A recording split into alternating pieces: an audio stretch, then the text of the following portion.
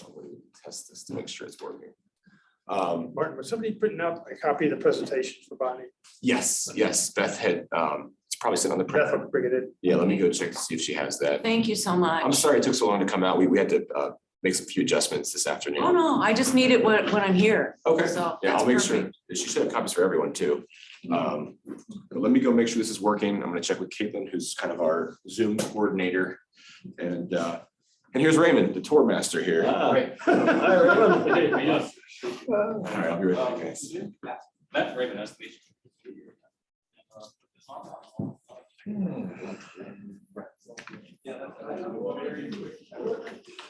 What have you been up to? It's really busy. When you name it, I've been. Even though I'm retired, it still seems like every day it's like, oh. The first couple of years I was retired, I think I had everything in balance. Then I think I said yes too many times. Mhm. No longer retired. Yeah, I've got, yeah. Yeah, I was more the other way. I said yes too many times and now I'm starting to back off a little bit. Oh, okay, okay. Yeah, I was. And when I first retired, I was like, yeah, that sounds good. That sounds good. That sounds Right. good. It's not like. Wait a minute. After a while, it's kind of like, wait a minute, I just don't have enough hours in the day to do all this stuff. Right, right. And you want to do some things. Retirement is supposed to be doing some things you want to do, Yeah, some right? spontaneous things. But Jim is way exactly. too busy doing good things. Well, We'd that's- miss him Trying if to he stay out of stopped. trouble. Yeah, well, that's kind of my feeling, basically, it's, the good Lord did send you down here and to gives you a few years and so do something with it, rather than just sitting around, so. Well, we were just at a memorial service for a woman who died suddenly when she just turned 70. Oh, no. So really? that's, Oh, yeah, You know, that's coming right up here. yeah. Some yeah, people have passed it, I know. Yeah, well, I just turned 72, so. Yeah, that's, still feeling good, Yeah, we are too. yeah. Hello, everyone. Hey. Hello. How was the event? Oh, I didn't get there. I couldn't. That distributing whatever. Yes. ma- Yeah, materials I had that another they- project that just ran over. yeah. I would have liked to, but yeah, it came straight from. I had a feeling this Falls was gonna be Church. the case. Yeah, it was, I was back to back to back to back. yeah, to back to back. it's a little too much. All right. My goal tonight is 7:15. All right, All all right. right, okay. What happens at Let's move- 7:20? 7:20, everybody gets thrown out. Around up here. Okay. Martin stepped out to get a printed copy for Bonnie. Yeah, Okay, yeah, good. yeah. Should be all set up. In fact, the recording is on, just so you know. Good. So I know you're Ross, and what's your name? Jim Mislanka. Jim, and you are? Jason Kinney. Jason, okay, thank you. This is my This first. is the first time you were in person. I was Oh, thinking that, yes. Bonnie. Yeah. I missed last meeting. Right. I think I was traveling.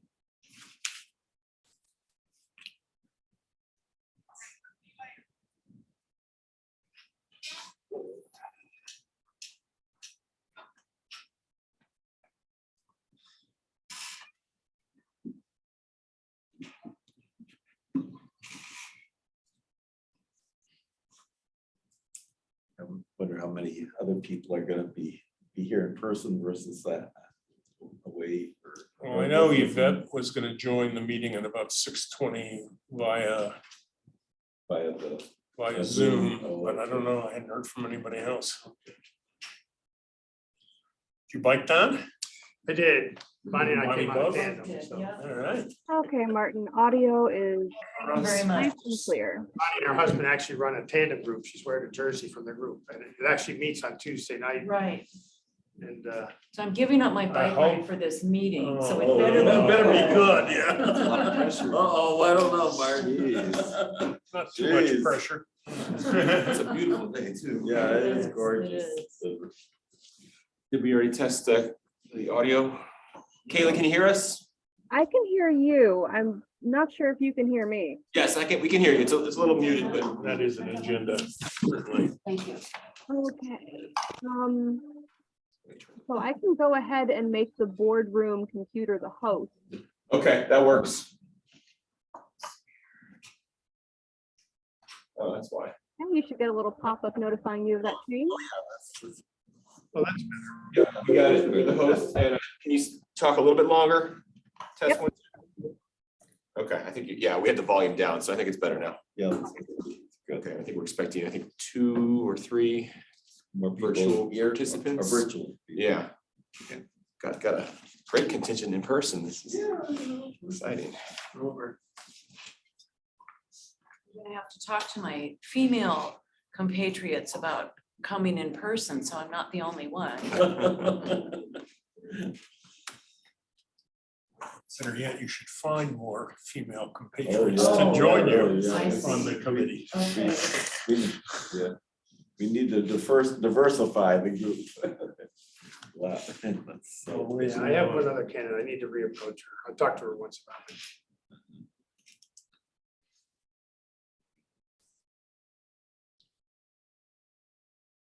Anyone happen to swing by King Street What's that? for the pop-up event? I know it was Yeah, kind how'd that of a go? last minute thing. Yeah. Oh, they're still out there. It sounds like it's going pretty well. Yeah. Okay, good. How many people, or which people wound up being out there? A couple of our marketing team members, Okay. and then usually it's marketing and planning. And then we have one of our interns out there as well. Okay, okay, So yeah, this is our 4th event we've done so far. So okay. we're out kind of all over the city these weeks. Yeah, well, luckily today is such a beautiful day. Yeah. It's like, Have longer conversations. yeah, exactly. People are gonna forget about you. It's way too cold. It's raining, blah, blah, blah, you know. Exactly.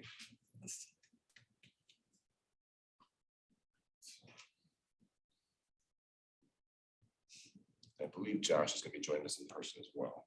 Okay, cool. I think we have a little bit of pollen. My eyes really itch. Yeah. Oh, Yeah, yeah, yeah, pollen well- counts are high. Yeah. Yeah, well, there's an article in today's Post about the pollen capitals of United States, and it's really interesting, you know, I guess the worst place if you've got allergies is Wichita, Kansas, followed by, I think, Dallas and Scranton, PA, which was interesting. I couldn't figure out. But then they said amongst the top 20, there were 3 in Florida, so. I wouldn't have thought Florida would have been high pollen. No. I know I lived in rural Minnesota for a while, and Mhm. just about everybody had allergies there. Really? Yeah, it's really strange, you know, how, you know, some, like you, I know some people have lived like in the middle of the country, you figure that they have just awful pollen problems.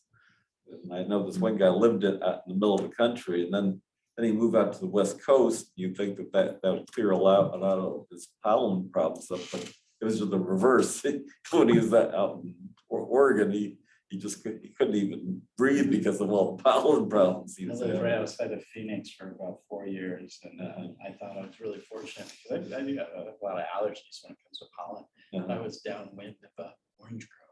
Oh, So no. it was quite terrible, actually. Oh, really? Yeah, Oh, I'm like, wow, gosh. this is a great big desert. And I'm downwind of a. An orange crow. Orange grove. And you're allergic to. It was terrible. Yeah. Oh, my God. It's all the invasive. The problem is that everybody comes to like Yeah. Arizona, they brought their plants with Yeah. them, so it's all the invasives Yeah, Yeah. that are. yeah, nothing indigenous. I was So allergic to anything. Arish is coming from the King Street event and will be about 5 minutes late. He's caught in traffic.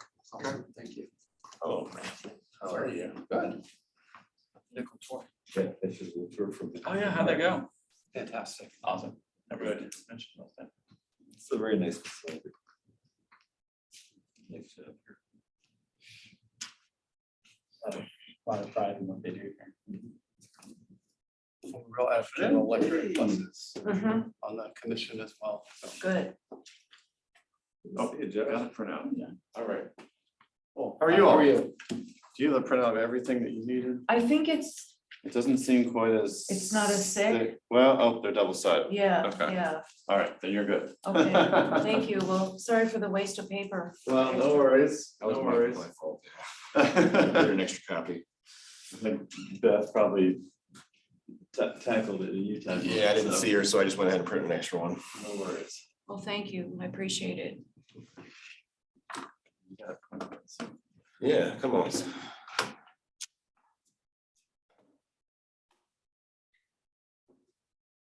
Josh, there we go, that's better. Yeah, Josh knows the equipment better than we do.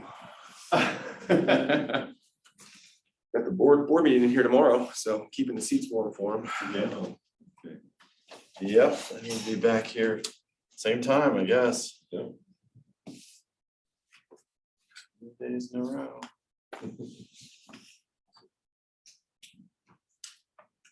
Hey Josh, I think I met you on Matt McManus for you. Oh, Matt, how are you?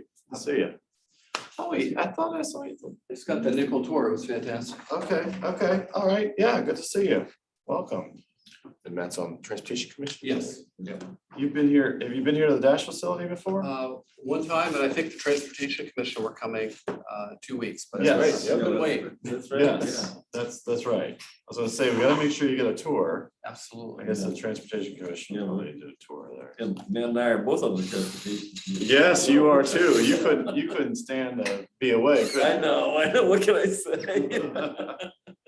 Retirement's treating you rough. huh? Oh, yeah. Yeah, it is. I'm in charge of energy for the State Department, so anytime that, OPEC can't meet and ruin my golf game, and we can just charge up, I'm all for it. There you go. There you go.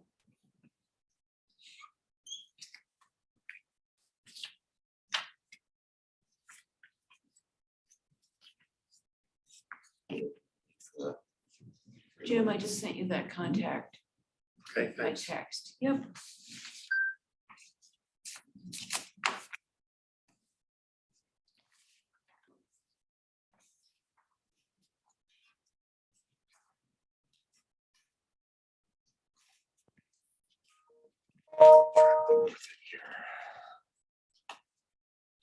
Oh, yeah, you gotta close all your stuff out, otherwise you'll get dinged all day long. Yeah.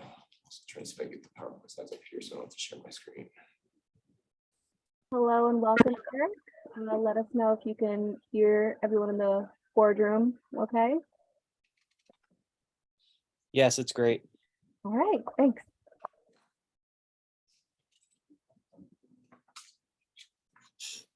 Share my screen here. All right, this goes here. 5.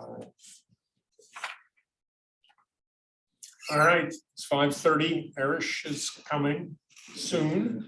Eric is online and Yvette will be joining us about 6:20. Is there anyone else that we're missing?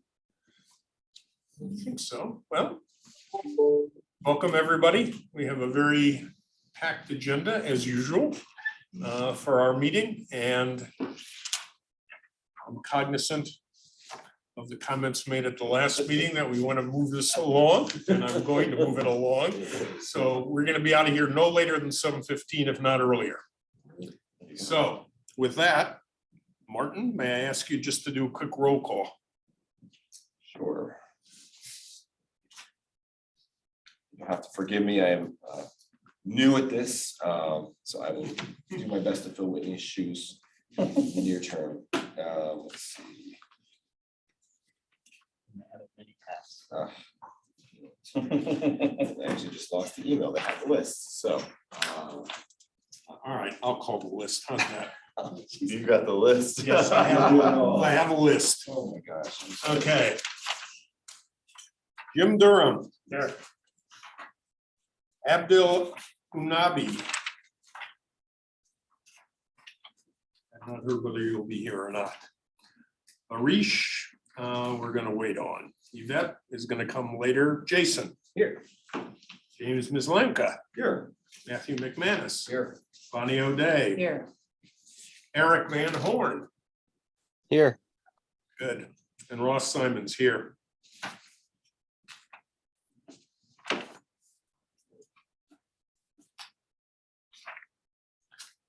don't believe we had meeting minutes, did we? From distributed from the last time. We So did not. I So will- we will skip the approval of the meeting minutes. And I'm gonna turn it over now to Josh for the reappointment of DAC members. Yeah, well, good evening. First of all, I would say, thank you all for serving. I can't believe it's already been 2 years. Is that right? Yes, I don't really know what day it is, what time of day it is, what month it is, but anyway, appreciate you all and everything that you've been doing, and hopefully it sounds like many of you have been enjoying what you've been doing, and that's great. That's what we like to see. And we look forward to the future stuff that you get done. There's a lot coming up, and obviously I'm gonna talk about that in a few minutes, but this committee doesn't really have a formalized appointment process aside from that I provide each of you with a letter confirming your appointment. And so I have those letters here for Yvette, Jim, Ross, Bonnie, and Jason. And I will give them to you here, and you can pass them around and grab them. Those are for you, for your records. I have Eric's as well. And Eric, I see you're on the Zoom, Beth will mail this to you at your home address. And Yvette will be joining us via Zoom as well, so. Okay, Yvette's was in that pile, so I'll just grab when it comes back, and we'll make sure that that also gets sent to her. Yeah, would you mind emailing mine? Sure. I save There you go, email Jim. Yeah. much more readily than I save print, so. Yeah. I appreciate it. Yes. Thanks. Okay. Those of you who are on later classes of appointment will get reappointed if you choose to serve at the point where you're 2 years into your appointment. That's right. Okay, Yeah, okay, it's This is a the rolling initial class. anniversary, exactly. Okay, good. And so it is based on when you joined, when you were appointed. So I'll just remind you all that we have the committee guidelines, and I believe those have been redistributed to you. Those have been updated, or they're coming. Is that? They're coming. They're coming. It's not- They have not been yet Okay, all right. redistributed. They will be redistributed, and they've been updated per your guidance and your recommendations. I think it's great. That's what my goal was, to have that be the case. So with that, And as Jim has pointed out to me, I might add as well, we need to upload that onto the website. that's right. That's Which right. has not been done. Was that the guidelines? That's the guideline. Those were out this afternoon. I'm sorry about the delay on that. Okay, Yeah. good. So those are there. And also there needs to be an explanation as well about how you can be appointed That's to the right. committee, which is also not evident on the website. So just ticking off a few minor things. And, from the perspective of the staff and the staff liaison, in previous letters, I've outlined who your staff liaison is. I don't do that in this letter because obviously that's in state of flux, and Martin is filling in, as well as Beth are filling in right now. But we have a plan moving forward, and we've got some organizational structure changes going on that we're hopeful are going to be able to make it possible for us to get that cleaned up for you. So don't be alarmed by that, but continue to feel free to reach out to Beth, and she can give assistance. Okay. Yeah, we thank you. I'm going to suggest that we skip the elections until everyone is present, which will be towards the end of the meeting because I want them to participate as well. So if we may, we'll go back to you, Josh, for the updates, budget, Okay. school system, and electric bus update. So I'll start with schools and electric buses, and then we'll, unless Martin has slides, I don't think we do. So we'll talk about schools and electrification first. Couple of things related to that. On the side of the schools, first I will say that Dash's ridership is at historically high levels. In fact, in February, we saw, it was February, right? I want to say the wrong month. the highest single month ridership in the history of the system. So we're really excited about that. That's huge to celebrate. For And February. for the month, for February, that's right, for that month. February. Yeah. And thanks to all of you, and Jim, I know you helped to amplify that online for us, to see that happening, and the rest of you who are doing that as well. It's really important that we get that word out so that people know and the community knows that the investment that the city is making in the service is being used. Moving that many people is huge, because transit is obviously measured, our success is measured by the movement of people. So in that, we also move a lot of school students. Martin's team is estimating 2,200 students a day on a school day. And the way we're extrapolating that is based off of teacher work days. So looking at how the ridership dips on a teacher work day. We do not separately count those. Vice Mayor Jackson has always been very much talking about schools and everything that she talks about, including the times when I provided reports. She brought that up. And she inquired about school ridership. It's not entirely clear to me the reason, but it was simply sort of a question about how many students are riding and whether they're riding on Duke Street and so forth. And so I wanted to equip this group with sort of a few things to say as it pertains to school ridership, as you have inquiries within the community. One is that 2,200 students a day is not a number, not a small number. So we know that it is a preferred method for the students, for many students, and it's critical for their parents, for their after-school programs, their ability to get around the city. So I think that continuing to invest in Dash from the perspective of that resource already being out there and students be able to use that is pretty critical. I'm hearing within council members that there's a recognition and within the city that we're out there all day, every day. Schools go in and out. The more they can offload on the Dash, the less money and resources they have to pump in the school-based transportation. Politically, there are a lot of challenges that they struggle with as it pertains to school budget. You know, that's a third of the city's $881 million budget is going to schools. It's not a small number, and it's always been a challenge, I think, for the city as it pertains to duplication of services. We, for example, have helped by washing school buses. That's a partnership that we've started doing now. They don't have a bus wash, so that's an example of how we're trying to be a resource. We're also moving those students. So I think that that's important. There is a narrative that has been going on about the Bradley Shopping Center because there have been incidents at the Bradley Shopping Center, namely student fights and congregating of large groups and students inundating the McDonald's and several other businesses there. And there have been problems. The police department has had people out there. We have met several times with the schools. There has been questions about us serving that stop. Not serving that stop. Yeah, there was a murder there. Yeah, there was a murder. The answer that we've had is we are not removing that stop. We are not bypassing that stop. That is a critical stop in the system, and it is used all day, every day.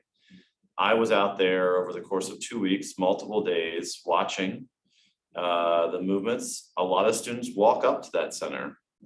They're using Dash to leave. We're not necessarily bringing them there. So to the extent where you have dialogue with people in the community who are concerned about this, one of the big answers is that removing Dash would actually hurt the problem because it would eliminate an egress for getting people out of that area. So an important piece of this is addressing and monitoring that narrative. We have, though, talked with the school leaders and ACPS principal about the issue of the students going off campus during the school day, which is a challenge for them. And we are currently, the one thing we are exploring is the 2 stops in front of the ACHS campus that if there is a possibility of changing the service times of those stops, for example, maybe a lighting only as opposed to boarding. And we don't know whether that will have any impact or if that's even something we'll pursue, but I'm filling this committee in because of your role in helping to advise us and also to think about things that are possible solutions. We don't see ourselves as a cause of the problem. We don't see ourselves as a solution to the problem.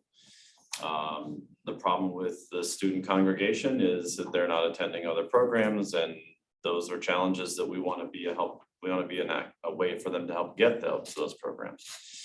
So we are working closely together, and I think the partnership is strong, and I think that all is really a good story that we're moving so many students on every day.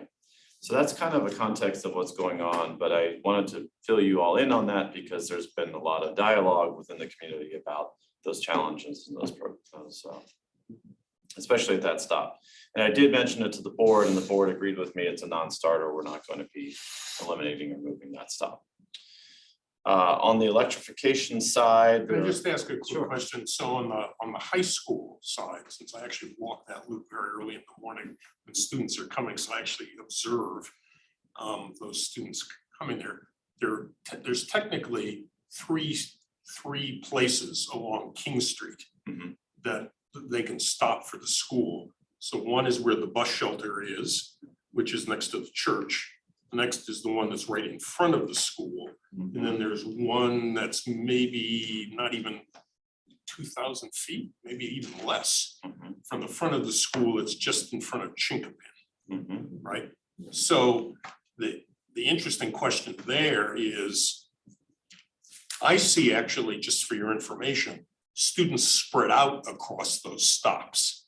So all of them are actually actively used in case it comes up that, well, maybe you can chop one of those off.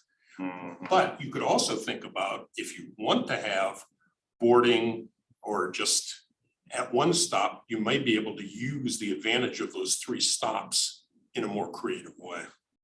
Just an observation. I have an observation too, and that is I walk from my house up to the Safeway, almost daily. And what I observe is the kids from the high school walk up to the shopping center. They're not crossing the street, taking the bus for, what is it, 3-4 blocks? Right. And then crossing back again at the McDonald's. I don't think that's happening. I think the ones that are coming to the shopping center are walking. And I also would say, I'm sure that there are some kids that are having issues or whatever, but for the most part, I have not observed problems either on the bus or walking. And I do it really pretty often. Both of those things. Thank you. Yeah, that's helpful to hear. And we also station our supervisors out there in the afternoon when we have crowd control issues. So I have an observation, it may relate to Councilwoman Jackson's comment, because she's sensitive to her constituents and their constituent concerns. And there's a small group of constituents, one of whom watched, I think he said 24 students get off the Dash Bus 30 just at the West Taylor Run stop, and then speculated that the city was inflating their ridership numbers with students to justify the Dukin Street in Motion project. So that is the conspiracy theory that's in social media. And I know those constituents personally, and I know that they are close to Councilwoman Jackson. So I think she feels obligated to say, hey, what's going on? How many students are there? And then on a personal side, I've been inviting council members to ride the Dash Bus 30 and specifically in the afternoon, that first trial run I did myself, the westbound bus was overcrowded. Well, I should say overcrowded. It was standing room only. And a large number, I don't think it was 20, did get off at that stop because it's a large apartment thing. I did talk to some of the students. They're not all from the high school on King Street. Some of them were from I think it's called the Satellite School over by Braddock. And some of them may have been middle school students at GW because the 30 bus starts at Braddock. And the one question is, I was surprised that you had 2 Dash members invest on those buses. And I think you have extra people riding the bus just for the safety and security. been a training or an observation situation too. One was stationed at each door in a dash vest. And I talked to one of them, he says, yeah, we ride a couple hours in the afternoon. Might have Maybe I been, misunderstood. it's not a common thing, I don't think. There could Okay. have been a survey team that was, sometimes we have teams that do surveys, sometimes our customer service team will ride along just to kind of see how things are Okay. going. That's unusual though. It was just my incorrect inference then. I just saw a crowded bus with a lot of students. I know it's been a topic of issue and there were a couple people in dash vest riding the bus. And so if I don't mind. Go ahead, please, Jason. So I live just a few blocks from Alexandria High School. My daughter's a junior there, so we've lived there for 15 plus years. And that route's my route. I go to Mark Center and Pentagon, 104 and then 34 AB. I mean, that's my territory. Been my route for years. And so here's what I know since we went free fare. And that's from the student aspect. And Bradley is also one of my stops because I always stop there, pick up my groceries at Safeway and go on the way home. So See you there. yeah, exactly. So I'm very familiar with this entire conversation. Here's what's different than it was 2 years ago. When I first showed up at our first meeting here, is without the students on there, I can't count how many times I went to get on the bus and there's no room for me in the morning. You know, and it's not all day. It's just for those critical 6:30 to 8:30 timeframe type thing. 104, doesn't matter, 34 AB, same situation. Great kids. They're trying to go to school. And if I have a choice between a yellow bus and a dash bus, you better believe I'm going to take the dash bus. My daughter will tell me that all day long. She's also in junior ROTC with everybody, you know. So they have a closed campus. They're not allowed to leave campus. Kids that leave campus, though, have a shortened schedule. The bus actually enables people to leave school early, which is actually a bit of a problem. That's a different story for a different organization. So when it comes to the buses, it's absolutely true that Bradley Station, because that's my route, kids do walk up from the school. My daughter's one of them. She walks up there constantly, several times a week. They do walk up from the school for sure. But a lot of them walk up there to get on the bus because guess what? I get to go home early. And so that's a great enabler for them to go home early because otherwise, if they're taking the yellow bus, they'd have to wait. They'd have to stay on campus until school was over. And so you get this influx of students. So those of us going through our business day, you know, it does impact that. It straight up does. I'll be honest. So when it comes to the you know, I don't think there's misinformation, and I disagree with conspiracy theory because I witness it every day, almost every day. I think saying, so you think the city is purposely inflating the ridership? No, I think we should highlight student numbers though. And I love how you came up with the idea of student work days because that is such a great bellwether. But separating those and just say what it is, because this isn't me, this is everybody in my neighborhood that's been riding the bus for some of them for decades. Some people have been working at the Pentagon for decades. And they're like, oh my gosh, this is so crazy. This is like, I can't find a seat on my own bus. And now it's every 30 minutes. You know, it was every hour. So, you know, it's a little bit better. But I mean, I don't think we should turn a blind eye to it. And if we're talking about communication, well, let's communicate about it, you know, fairly across the board of it, you know, students, this is what we do for students. This is what we do for everybody else that's trying to get through their day. And so I'm not saying it inflates. I think we should just bifurcate it appropriately, you know, and really tease that out because we do pay for a yellow bus. We do pay for transportation twice. Unless you live within a certain radius of the school, which that's what people don't really realize, is you didn't have bus privileges within that radius. And now you do. And that's the conversation I've had with some council members is, I think, you know, thinking of us more as an the urban environment that we are, and you look at places like DC where you don't have yellow school buses for students who can do it. Of course, if you have students who have special transportation needs, those are provided.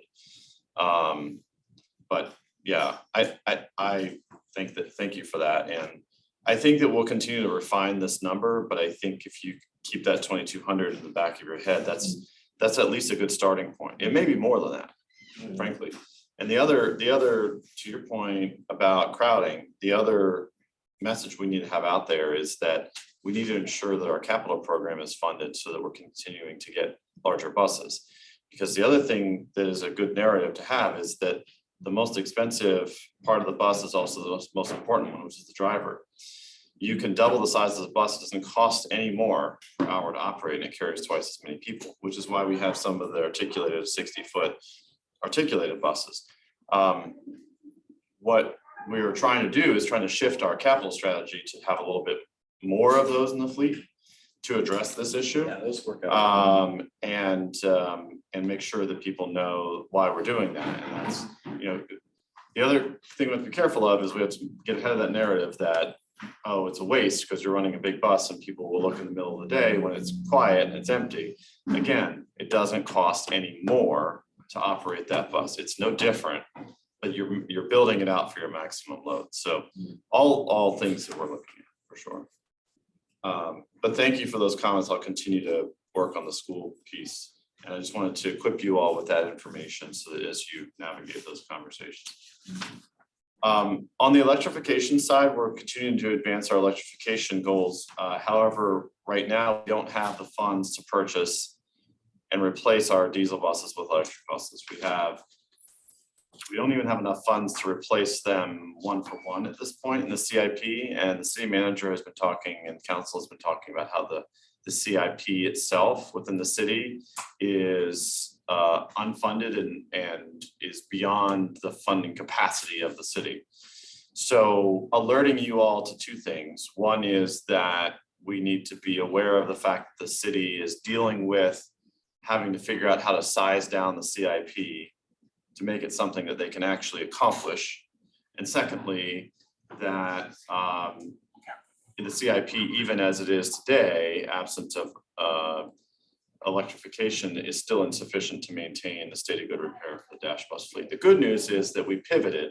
So as soon as we didn't have the money to do the electric buses this coming year, we went ahead and used all the money we had to buy diesels. And we're still in line with our electrification goal of 2037. So we're not behind at this point, but we're going to hit that point in the next 2 years. We are also pursuing federal grants, a lot of federal money, low emission, no emission money. We weren't successful last year. We're hopeful we'll be successful this year. Big pieces, infrastructure. We've got to have enough power coming into this building to charge the buses. We've got to have power out there on the streets so the buses can charge on their layovers. We've got to build out an addition to our facility. We've already got the money to do that, but we don't have the money to make it electric. We've got to make sure we have the money to put the chargers in. So I am all for electrification and I will continue to push for us to be the leaders in that. I think we just need to make sure that we're aware that there is a cost to that is not currently met. And there will have to be some hard decisions about how we make sure we fund that. So that's a point that I'm making at the Transportation Commission, that the city is seeking federal money, okay, but we have to buy 11 diesel buses this year. Do we have a study on the cost, like to run over 11 years, the cost in diesel fuel, which has just gone up since as of Monday, and looked at the long term, what it costs? Because wouldn't it be cheaper over the long term? I know an electric bus is about twice as much as a diesel bus. Have we done sort of the Tesla driver number? Yeah, it doesn't look as good as one would like it to look. Okay, how does it look? I don't know the exact number, but I can tell you that what we do know is a couple of things. Well, let's start what we don't know. We don't have enough history of this technology to truly know how it performs. And every time we order new electric buses, they have different batteries, different technology, newer batteries. The oldest buses out there that are electric, that might even reach the 12-year mark, have technology that's 12 years old. Yeah. And it's not even remotely capable of doing what a new bus does today. So there's no history in the industry that we can point at and figure out what that cost of operation is. We know that on the surface, these buses should be more reliable and they should cost less to maintain from the standpoint of downtime and parts. We're still waiting to see what that actually looks like, and then we might be able to project that out a little bit. Side by side, absent of the purchase costs, yeah, it's going to be cheaper to run an electric bus. Right. But once you factor in that purchase cost and all the other infrastructure and things that we still need to put in, Right. The money is not the motivator.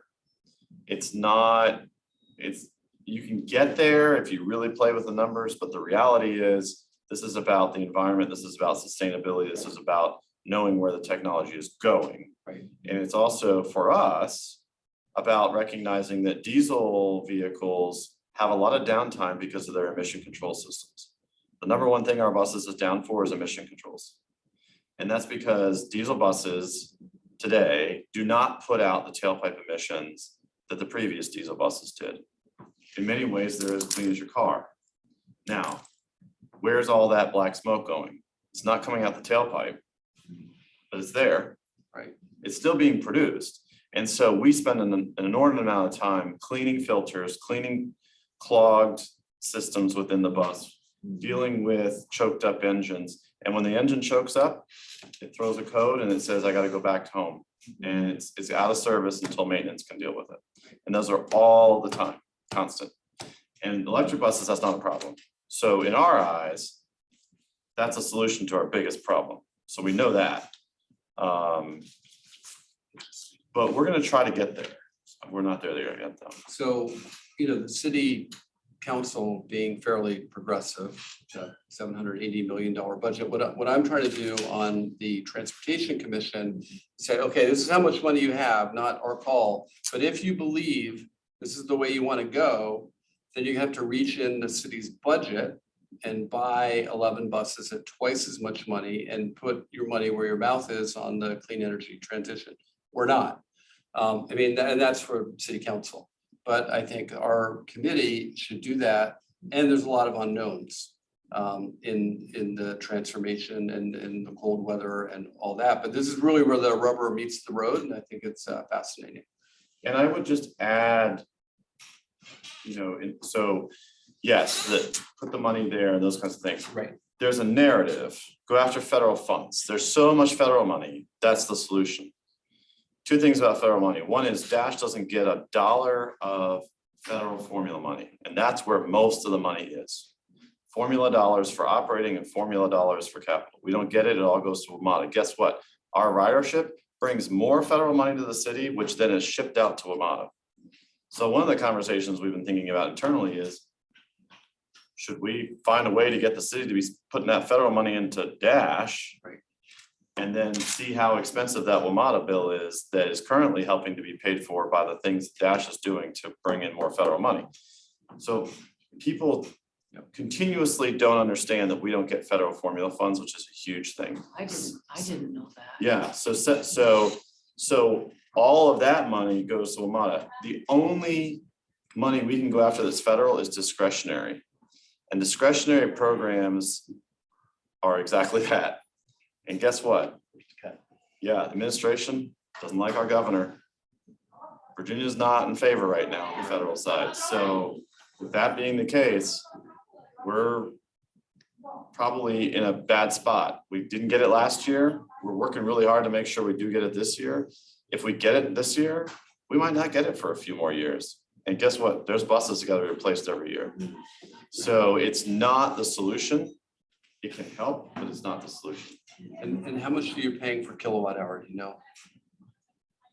I do not know. And that's something that we've struggled with because our power goes through the city and it's the city's account and it's all absorbed in that. And there's some kind of thing they do downtown where they parse out how much is charged to Dash, but that's really, so we haven't been able to really work that out. But we're working on a charge management program that will tell us. And you need a new substation here to expand. New substation, we need a new transformer, we need new equipment in our equipment rooms, new wiring and charging infrastructure. So that's the, you have the purchase costs and then you have the infrastructure costs. But here, if anybody can do the rodeo this year, I highly recommend it. I got to ride around. I know I've said this a few times. I rode in countless on the competition where they slam brakes in the building. Fantastic. But I also got to hang out with the maintenance folks because I was in charge of maintaining aircraft for a couple decades. So I know a little bit about maintenance. I don't know anything about buses, but transportation is transportation. Keep people safe and keep them happy, right? And you want to do it as inexpensively as possible and as responsibly as possible. So here's what I learned about electric buses from the maintenance people, because it wasn't just Dash, it wasn't just Alexandria, it was from other states.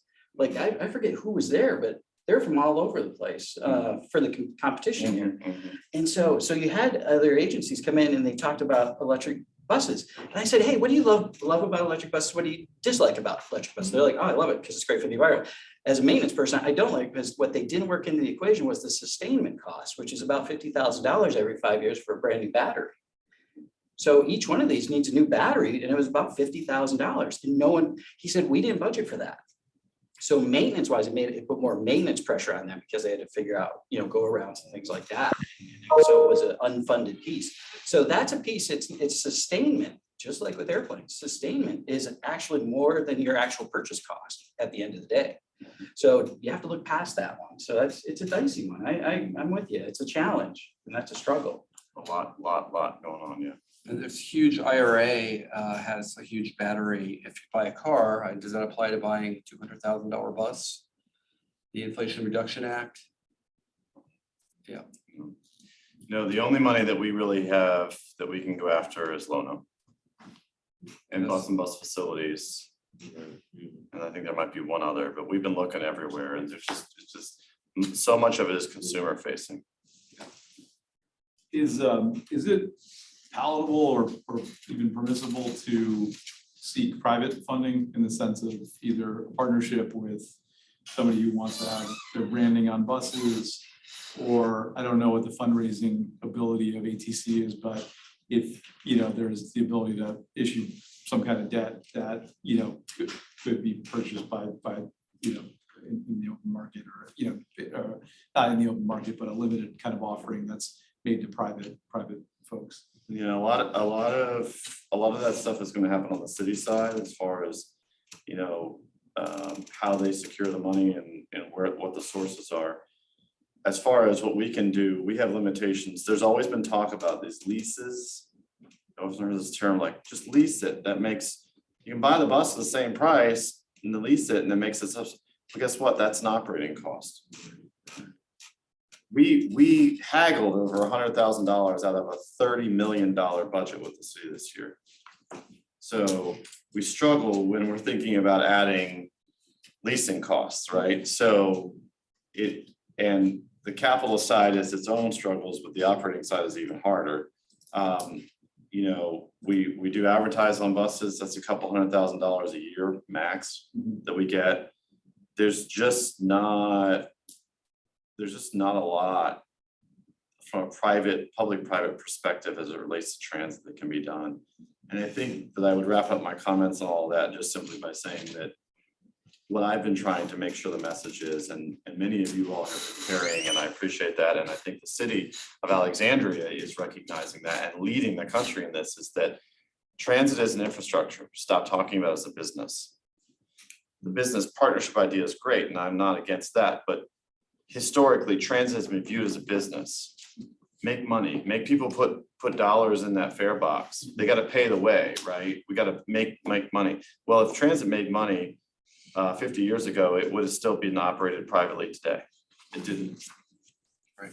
That's why it's public. That's why the government had to bail out transit, because it's not sustainable. So the message I've been really carrying is it's an infrastructure. Let's invest in it, just like you invest in your roads, your schools, your bridges, and we'll be fine if we do that. That's a wonderful segue to the 24 budget. The budget, yes. There you go. That will be my last item today to update you on. So a couple of good things as it relates to the budget. First of all, our operating budget, as I mentioned, this coming year is going to be to the tune of approximately $31 million. It's the highest operating budget Dash has had in its history. Couple of key factors to this. There's an over $4 million additional cost increase on the city out the gate for current services. That is largely driven by payroll, personnel costs, fuel costs, and the effects of inflation, parts, and maintenance. We are seeing astronomical cost increases on what it takes to put parts on these buses. And having been a mechanic for a little while myself, I can tell you every single part on that bus is 10 times the cost of what it costs to put on your car. It's 10 times the duty cycle, but it's 10 times the cost. So those are our major drivers. Some things to understand about our current services budget. It was reduced by the city. That reduction was taken under the guidance of the city manager of all departments and external agencies to reach a reduction target of 2%. He did take the reduction without any reduction to services. So we put forth a couple of scenarios. The board agreed, we agreed, do not cut services. That's not what we're here for. We can do some administrative reductions. In the end, they took some of those administrative reductions. They were minor. They also took a little more money. We're not really sure why, and we've never gotten an answer of what it is. But in the end, we budgeted very conservatively for fuel. And fuel has come down. Now OPEC is cutting back again, so the fuel's gonna go back up. But we have never really experienced fuel beyond $4.25 realistically ever, even at the very peak. And so we went in saying, we're gonna make sure that we're at the maximum that we could ever imagine it being. And that helped. We gave the city the option of dialing that back. If they wanted to, they could scale that back and tell us we want your fuel at this rate. They don't seem to have done that because the ultimate funding doesn't really reflect that.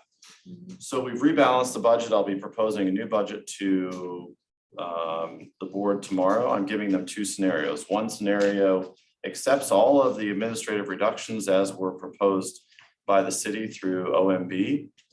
OMB picked apart our budget and looked at some things that we consider current services. For example, technology. We have to replace computers on an ongoing basis. We saw that as a current service. They saw it as a supplemental and they pulled it out. We disagree. It's a maintenance thing. We have to keep it going. So what we did was we provided one scenario under which it takes the city's advertised dash budget, but the city only really just gives us a total amount of money each year. The city is not involved in the line item basis. That is a budget that I put together that the board approves. The second scenario really restores the administrative cuts, with the exception of the ones we didn't need. There was a position in there we weren't going to need. We cut that out. It's never going to be needed. That's great. We did some reorganizing to make that happen. There was a big cuts to training and travel, particularly on the administrative side. I believe very strongly it's important to have an educated workforce and one that's engaged and one that has the opportunity to do these things. So I'm putting that money back. And there was a reduction on the technology side. And I believe that it's very important that we stay at the forefront of technology. And it's important that my team is able to go through their workday without their laptop crapping out on them because it's 5 years old and it's due to be replaced. The city takes care of that with city departments and they don't do it with us. So we budget that money. So that's really the ultimate difference between those scenarios. I suspect the board is going to take that alternate scenario. It does, though, take those cuts and just applies them to fuel.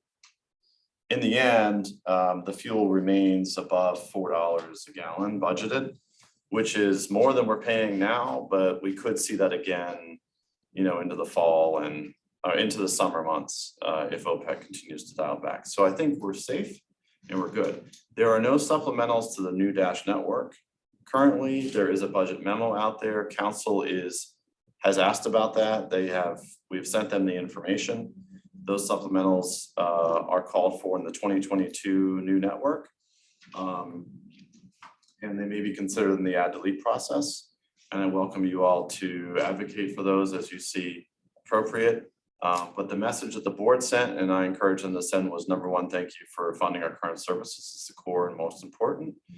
And number two, please continue to invest in Dash. It's really critical as you consider future investments. And you can see what the new network has been doing. It has really moved a lot of people and is changing how our city lives. And that's really, really critical. The last thing that I will say about the budget is none of these budgets include future costs for collective bargaining. We have had one meeting with our union. We have a second session towards the end of April. Their contract expires June 30th.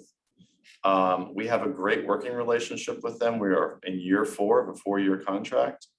But that $4 million additional increase to the city doesn't account for a new contract. And what happens at the table is really at the table, so I can't talk in detail about it, but I can tell you it is a substantial ask. It is a mind-blowing ask. Now, that's early on, that's a first ask, this is negotiations. One side's gonna come in high, the other side's, we're gonna do this, that's part of the process. But there's gonna be an increase, and that increase is expected, and I think it is very much warranted for the workforce. Hands down, we've got the best team, as far as I'm concerned, in the region and the country. And so I wanna give them all the money we can, but I'm gonna have to navigate that with the city manager, and that's not in the budget, it's not in the budget process. And we're gonna have to figure out how that happens. Because So remind me, at the annual meeting in front of council, did you mention collective bargaining at that point? I believe you did, didn't you? I don't remember, but as soon as we were noticed, so when we were noticed of the intent to collectively bargain, that information was filed with the city. So council members and the city manager's office are fully aware of that process. They are not parties to collective bargaining. Right. They're a party in the sense that they fund it. Right. That's really the extent of it. So we're gonna work together to make sure that whatever contract we agree to has to be able to be funded. So those are the big lifts, those are the big challenges. I'm happy to answer any questions. Thanks, Josh.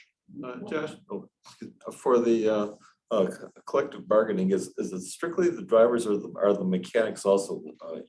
Bus operators are the only represented class within Dash. Maintenance personnel have chosen not to organize under the same agreement.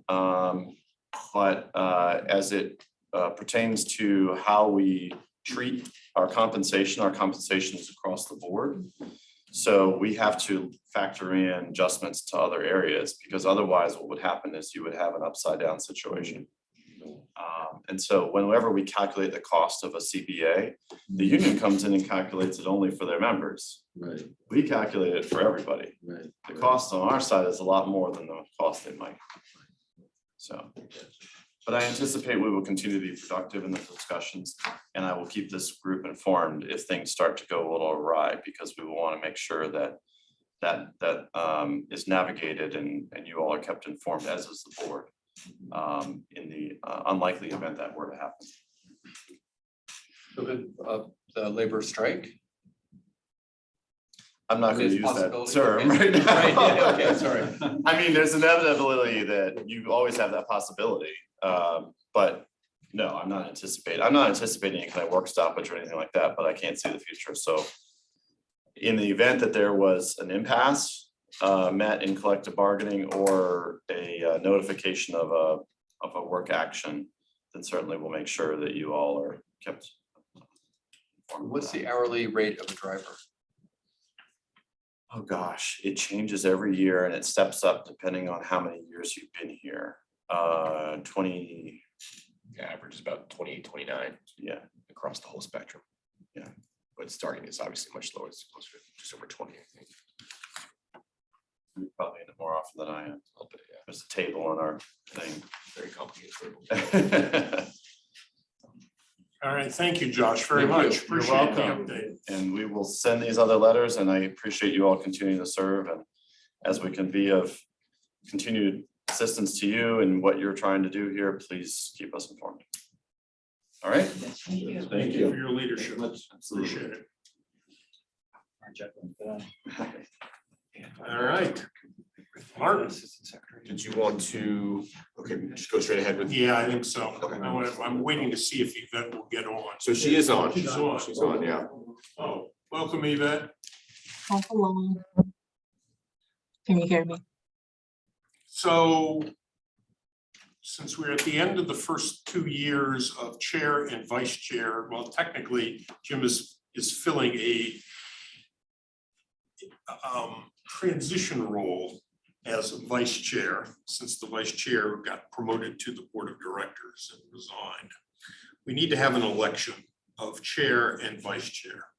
So I'm going to open the floor to nominations for chair. I'll nominate Ross for as chair. Second. Third it, but you don't need it. Any other nominations, please? I want to make this closed. Matt, got any nominations? Forfeit. I want to throw my hat in the ring, but I don't stand a chance clearly, so. Throw your hat in the ring. I'll I'm totally nominate kidding. you. I'm totally kidding. All right. Having had nomination seconds, all in favor say aye. Aye. Aye. Any opposed? Any abstentions? I abstain for the record. Okay, vice chair, nominations for vice chair.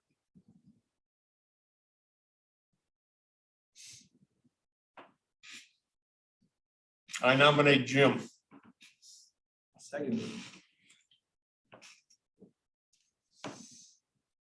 Any other nominations? Hearing none. Nomination second, all in favor, say aye. Aye. Anyone opposed? Abstention? Abstain. Okay, thank you. You're now taking care of the housekeeping. Next of this. Now we can move to the transit development plan. Martin. All right, well, thank you, Mr. Chairman. Couple of planning updates on tonight's agenda based on some of the feedback we heard from this group. First, I'm going to provide a quick ridership update. Then I'm going to go through an abbreviated version of our TDP, our Transit Development Plan presentation that we're doing this month. Got some questions about accessibility, so I have some slides about bus stops that I was going to share, but I think there was a larger question about accessibility, so I'm happy to kind of pick and choose which slides we talk about with that.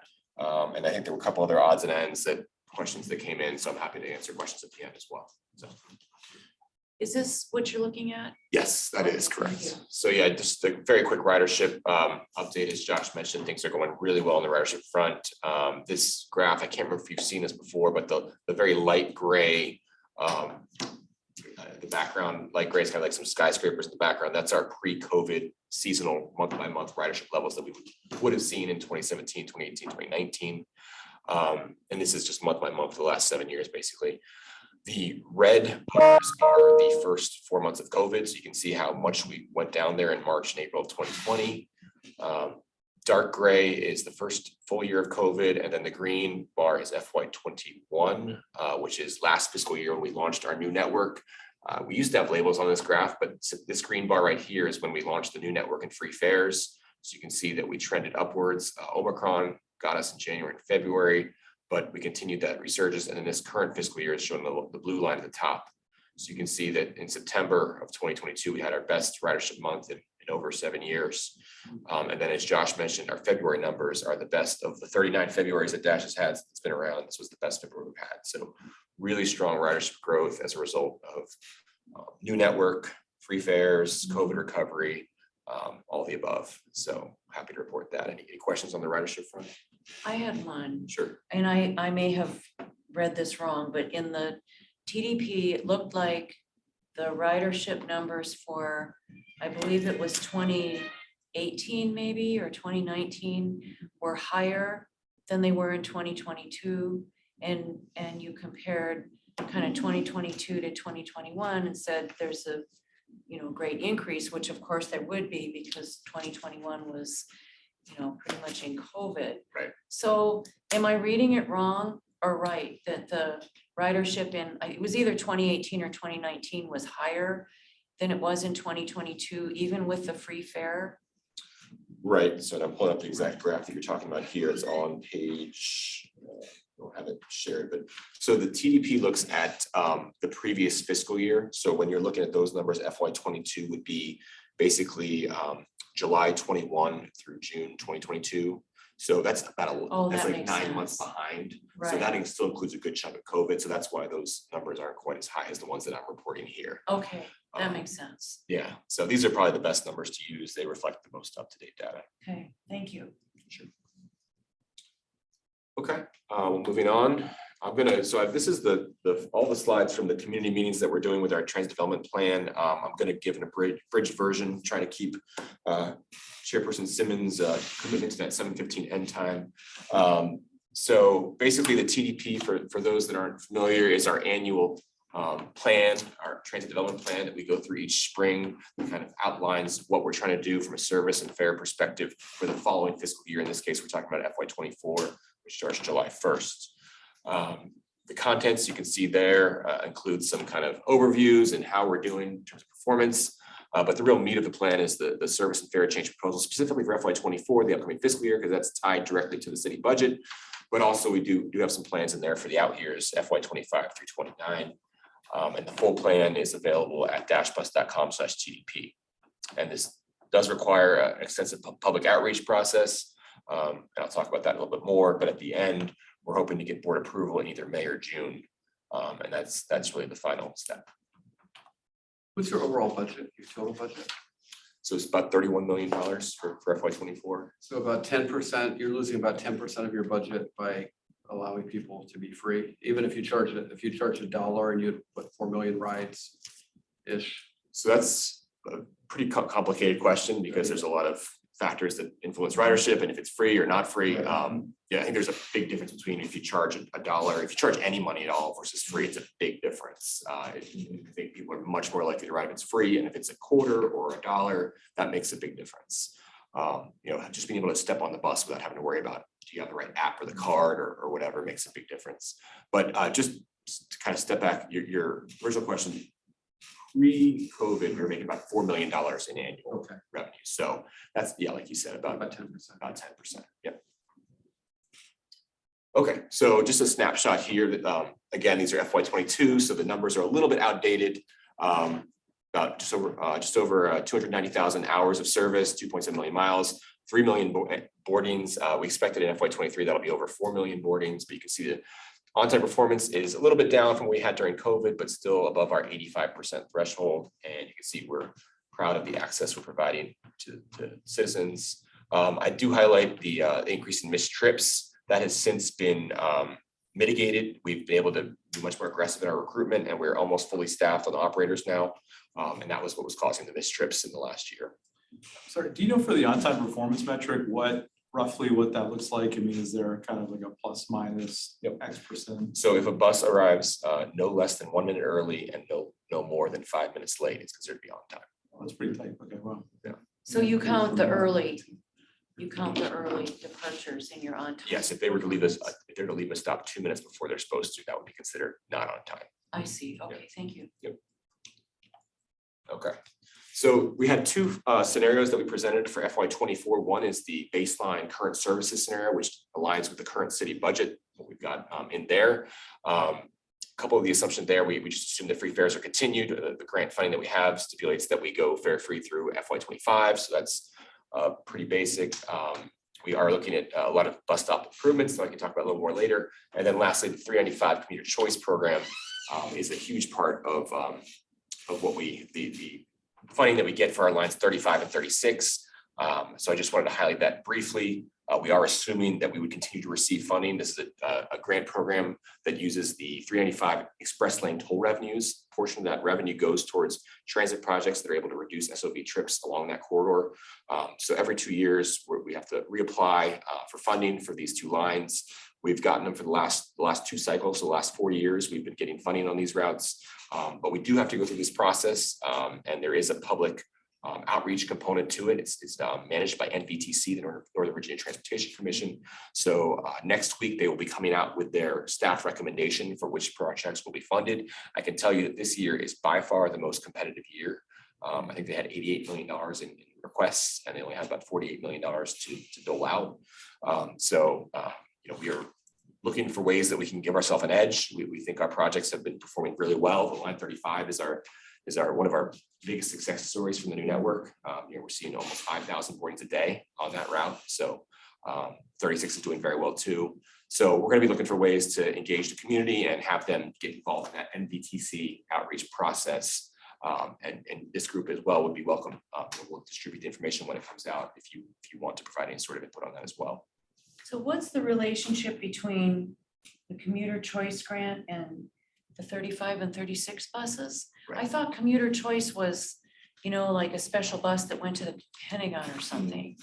No, so the computer choice program is the overall grant program. And it can fund a wide variety of projects. It can, there's projects like Theory is applying for like station improvements, like millions of dollars for station improvements. There are like commuter, like shuttle services that are in there as well. But it funds a broad range of projects. The only requirement is that it reduce SOV trips along the 395 corridor. So what we've done is we've been able to enhance service on both of these routes. Almost half of the service on a couple of these routes is due to the funding that we received through this program. Okay, So it's thank you. pretty substantial. Yeah. Mhm. Did the Dash bus go to the Pentagon City Metro then? Does not go Pentagon City, not only Metro. Pentagon. Yeah. Oh, yeah, the Pentagon, okay, and that goes down 395 or? Yep, the 35 runs along the west end through Beauregard Street Corridor and then up to it's Mark Center, Southern Towers, Park Center, and then Mark jumps on 395 there. Right, Takes but- the express down 395. Yeah. But the 36 doesn't That's do what my that. $8 is going to when I'm late for work. That's a great investment, just going down that fast lane. and the My bikes God, it's can't- fast, Jason, it's they scary. work Yeah, you on can't- time. It is very It's scary. Every day. That's Yeah. right. I'm going through my Martin, is budget on that. that, so that, getting back to the budget now, so the budget is assuming that you're gonna be receiving the commuter choice funds for those two buses. Correct. So if by some chance they have to chap some of those off, that may be a Correct. problem. How much is the shortfall of that then? Is that the 4 million? So Or we do that's get- in we addition get- to the 4 million? Well, what we're applying for in the next 2 years is about gonna be about $5 million per year. So it's a So- significant portion of the budget. That's with the 4 million that we don't get on the fares. Right. So everything that Josh showed you assumes Yeah. that we're getting this grant funding. So that would be 9 million, which is almost a third of our budget. So it's pretty, Who pretty who significant. decides that? Who's the commission of 395? So NVTC manages it. So the NVTC kind of is the main deciding body, but it does ultimately go to the Commonwealth Transportation Board. Can Ross take them out to lunch? So, but we will provide information to this group, and you're welcome to. How much does Arlington get? I could not tell you that offhand. Not as much as we do. We are one of the ones that are benefiting the most from this program. So Letter would be helpful there then? a letter, anything would be helpful, yeah, especially if you ride 35 to 36. Yeah, we want to show. that the- 34 earlier, but it's really 36. The second scenario is this unfunded scenario. Josh mentioned that we're have some supplemental requests from the city council that could be added in the add delete process, similar to what we had with line 30 last year. We were very successful with help from this group.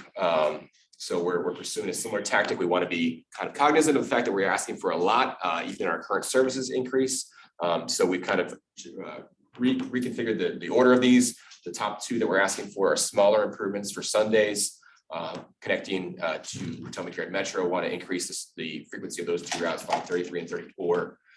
So that they're running every 30 minutes on Sundays instead of every 60, which we feel is more appropriate, especially considering the fact that they're connected to the Metro. So those are our top two priorities. They're $120,000 each annual increase in operating subsidy. We also have improvements on line 31, which would provide good additional crosstown connectivity between NBCC and Old Town, but that's an important route for anybody transferring from the West End, 35, for example. And then the 32 is on Eisenhower corridor. It's also kind of a crosstown route, but it provides important service from the West End to Old Town. This route is the lowest frequency of any of our line 30 series that run 7 days a week. It's only running every 60 minutes during middays, evenings, and weekends, which is really a lot lower than we would like to see that, and what we've recommended in the ATV. So some important improvements there that'll help us get kind of over the hump with our 2022 ATV plan. But again, these are all unfunded and would require additional funding from council. Can I ask a question? Sure. So for line 32, there's a lot of development coming down the pike in future years, 27, 28, 29 on the Eisenhower corridor. It's not there yet. So the feedback I'm getting from council members is that funding the increase in Eisenhower right now is a little premature. On the other hand, the portion from Landmark to Van Dorn serves low income and minority and disadvantaged communities. And and you didn't separately break out whether or not you could run a Landmark to Van Dorn, or would it be, because it picks up that Holmes Run area, and even South Pickett with a lot of high-rise apartments. Is there a, could you chunk this up? You know, is there a 32 phase 1 and a 32 phase 2? And if you don't have the answer on your fingertips, then just leave that with you. There's an appetite to fund the low income service improvements, specifically line 32. But the price tag's higher than some council members think they can find the money for. And they've asked me if what could be done. Yeah, I mean, that's not They should something, be asking that's you. not something that we've laid out in the TDP, you know, it's not something we called for in the AT or the transit vision plan, but I mean, that could be done. You know, you'd have to turn back, so I'm assuming you're talking Landmark to Van Dorn Metro and kind of just go back and forth there. You know, if it's not something that we've looked at real closely, but it could be done. Okay, thanks. It's just come up. Okay, and these are kind of more detailed slides about these, and there's much more details in the TDP itself. So I'd encourage anyone who's interested to kind of dive a little deeper there. We have our FY 25 through 29 service and fare changes, which is the continued implementation of our 2022 and 2030 ATVs. Plan recommendations, including additional improvements to lines 30, 32, 103, and 104, and potentially a trolley extension to Eisenhower Metro. And then we've got the Western Transitway details about that, as well as Duke Street BRT. And opening is TBD, I think 27, 28 is what we're looking at for both of those. Capital improvements, you can read about all our CIP projects in the plan, a lot of electric buses, a lot of fleet expansion replacement. As Josh mentioned, we're being very aggressive in our FTA grants that we're applying for this year. We're also doing demonstration grants, or applying for demonstration grants through our state agency for automated wheelchair securement on a few buses, which would allow anyone with a mobility device to secure themselves without the assistance of the operator, which is something that we want to test out. I think that would be important. I think we're going to try to do 5 buses if we get the grant funding. And then also we have a pilot for electric bus charge management system that will allow us to be much more efficient with how we charge our buses, hopefully avoid some of the peak charges that Dominion might charge us, and make sure that we're able to meet our service commitments. These are the ways to provide feedback. We had our first meeting last week. We've got our public hearing at the board meeting tomorrow night right here, 5:30. And then we have another community meeting next Thursday at 5 o'clock. Doing a bunch of pop-up events. Like I mentioned, we had another one this afternoon. And those are the other ways that you can provide feedback there. And the deadline for comments is April 14th, so Friday the 14th. Was the community meeting pretty well attended and was there a lot of feedback? The community attending, we did it virtually. Both these community meetings are virtual. We're trying to lean on the pop-up events to try and get the in-person presence and direct people to the meetings. We had a few attendees. I think what we're leaning on as well is that these are all recorded and available online. So you can watch it on Facebook Live, or you can watch it afterwards. You can watch the recording. So had a lot of views that way. Where would you put the off-site charging station? So we've identified a couple places that we're looking at. One, Landmark Mall is at the top of the list. There's kind of a good location there for the west side, since we've got the garage here. Potomac Yard has been another discussion, and then Eisenhower Avenue Metro Station, which is currently one of the only underutilized metro stations in terms of bus capacity here, because most of the routes serve King Street. So if there's a route that ends at King Street, they could just kind of drive down to Eisenhower really easily and charge there, and then before starting their next trip.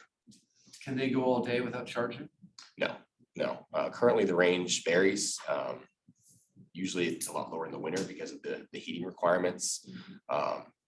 Winter can be as low as 7 to 8 hours of battery life, and a lot of our buses stay out there for 16, 17, 18 hours a day. So How long is the recharge time? depends on the battery, depends on the charger. If you're just back here at the garage charging up, it can be 3 to 5 hours. But if you were to have like chargers out at Eisenhower or Landmark, you could get a good charge within 15 minutes, and then kind of maybe every other trip you get another charge. Yeah. Okay, and the last slide on TDP is just a timeline. I covered this a little bit, but I guess we're midway through the outreach, and the revised updated TDP based on the feedback we get will go back to the board in May or June for their consideration for adoption, and then any potential changes would start after July 1st. Any other questions on the TDP?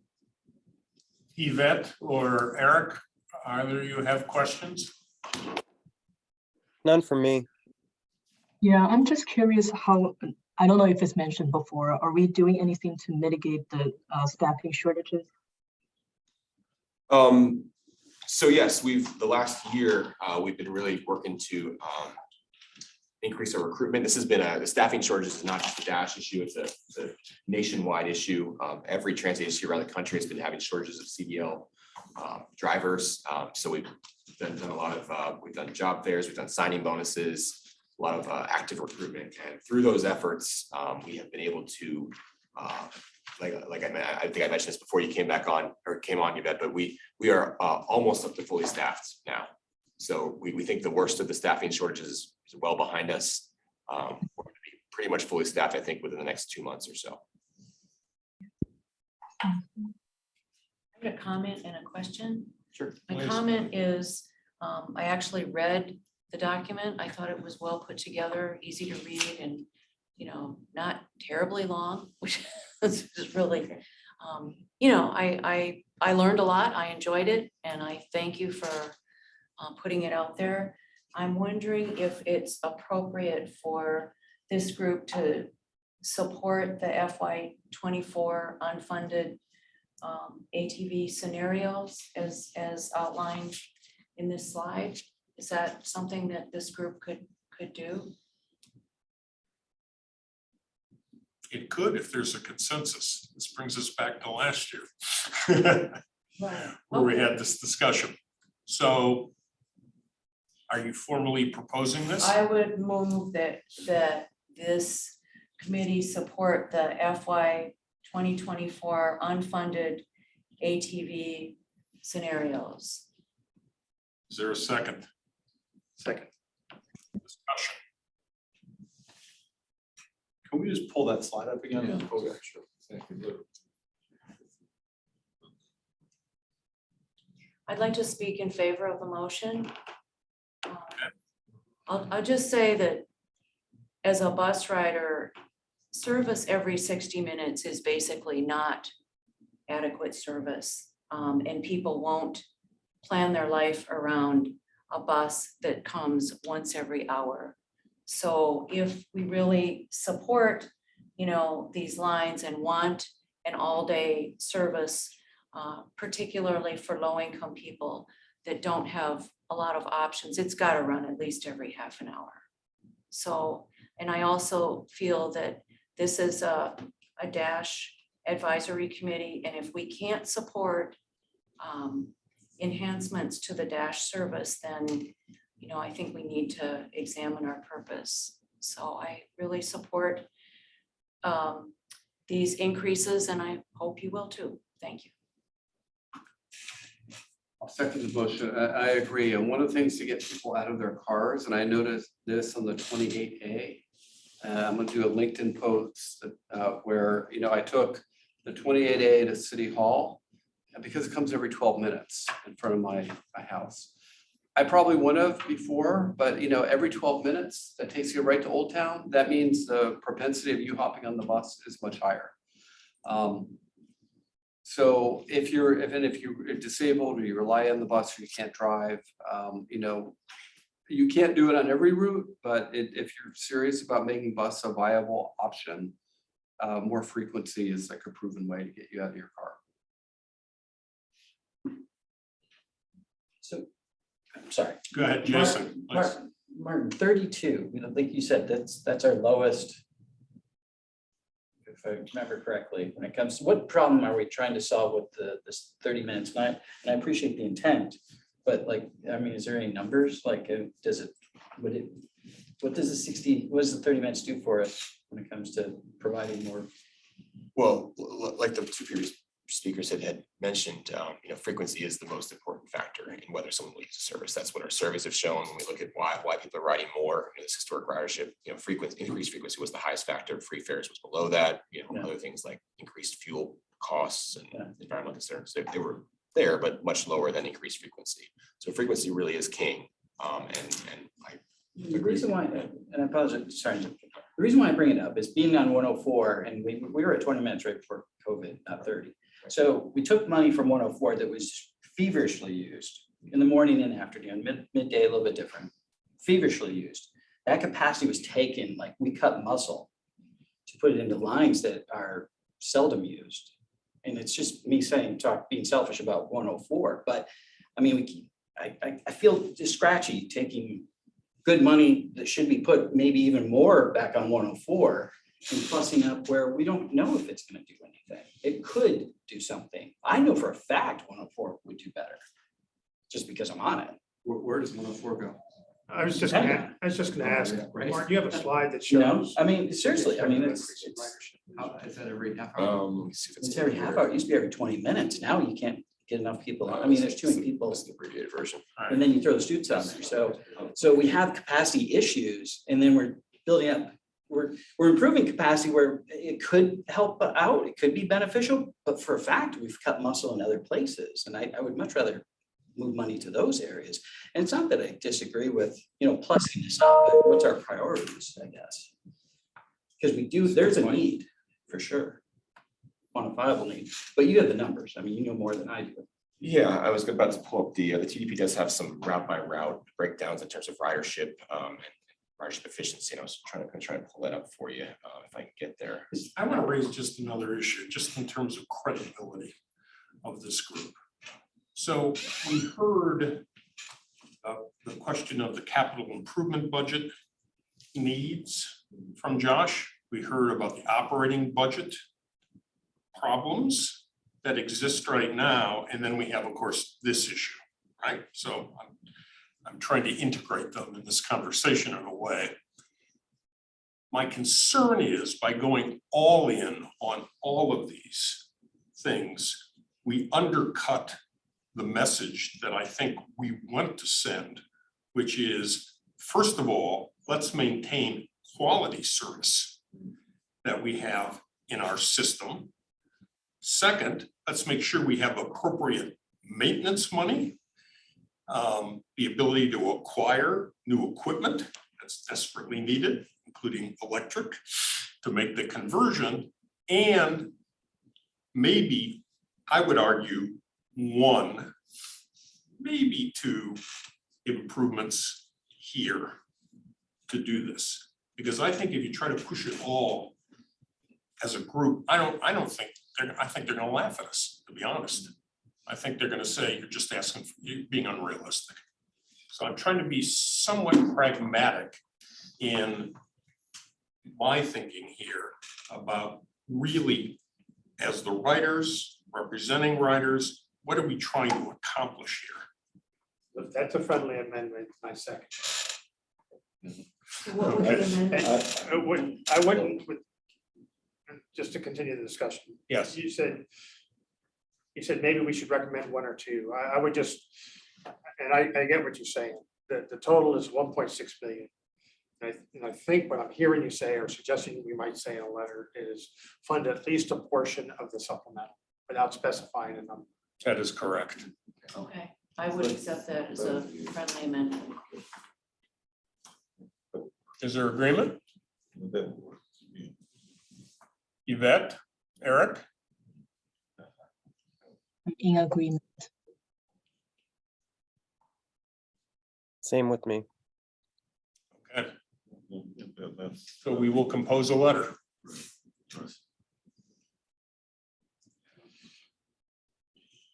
I do have some additional information on 32 if you're interested in that. I can maybe send Oh, it yeah, later. I'll take everything you say. Okay, sure. I love it. Okay. So let's formalize I this. won't hit your question, so Just, I'll reward you by not saying it. You take a vote for it. yeah, I think we should take a vote, just so that we have it on recorded, right? Right. So the proposal is that the DAC will write a letter to both city council and to the board of dash supporting in making the case, let me put it that way, for ensuring that the operating budget reflects full maintenance of the existing system. That's A. B, supports the full ask for the capital improvement program, right? That's being considered. And 3, we recommend some portion of the unfunded piece of the ATV be approved. Did I state that right? We're using that language, some portion. Yes, some portion without specifying a specific number. I had a question. Yes, ma'am. Isn't the capital budget separate from the operating budget, and aren't they considering the operating budget right now? Well, they're considering both. The city They're considers different both. lines. Yeah, the in the city budget. considers the capital and operating budget together. Okay.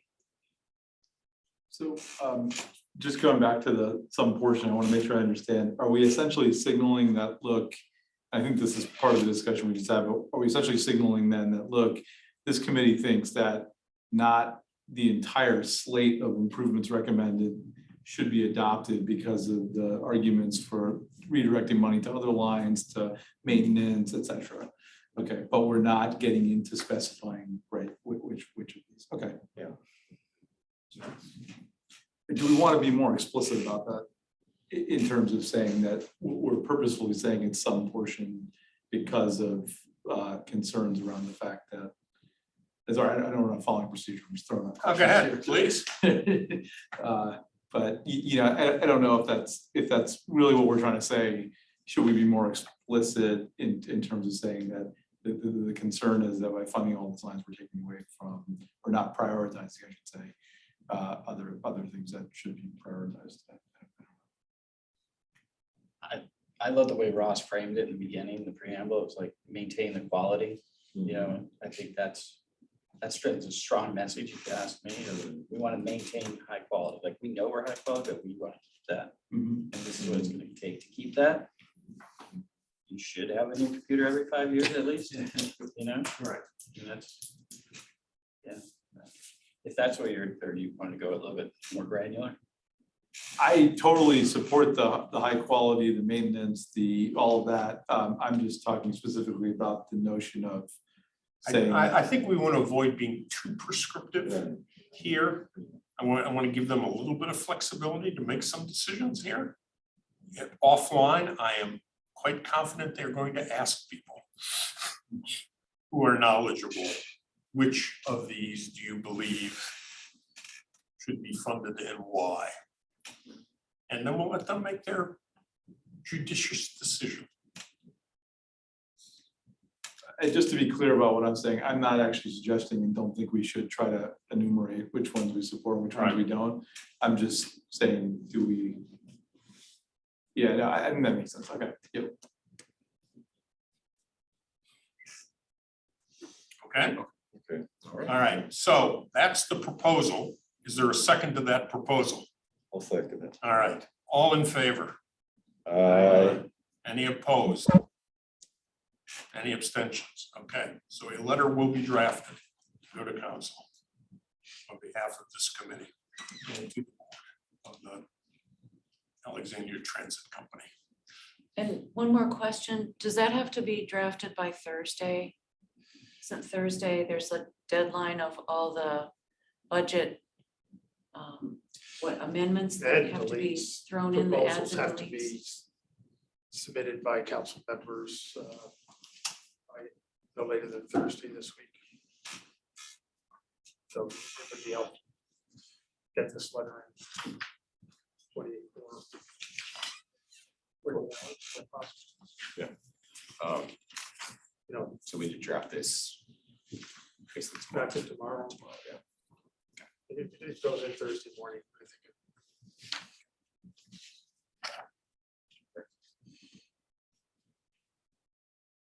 What is that? The letter will be circulated quickly Yes. amongst groups. You may comment. I hope you won't. To be blunt. Post a vote. To slow down, but since we have approved it, I would argue, let's try not to wordsmith this to death. That's all I'm asking. Okay, well, I will send out you want me to prepare a draft? I'll send it out Yeah. by tomorrow morning. Yeah. Sounds good. Okay, so moving along, there was a question about accessibility. Maybe I should ask, It was Yvette who was at, you said that in one of the documents you saw for the city related to housing of all things, there were some issues about accessibility buried in that report. So would you like to just raise the question, please? So I was browsing the Metropolitan Washington Regional Fair Housing Plan draft. And I saw a paragraph that pertains to Dash Bus on page 16. I could put it in the chat as well. Hold on. Oh, there's no chat. Okay. I could share my screen then.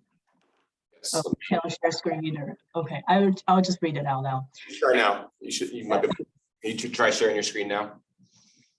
Okay, I think it's called the Alexandria bus system is wheelchair accessible, but the system website does not say whether the system takes other steps to help persons with disability.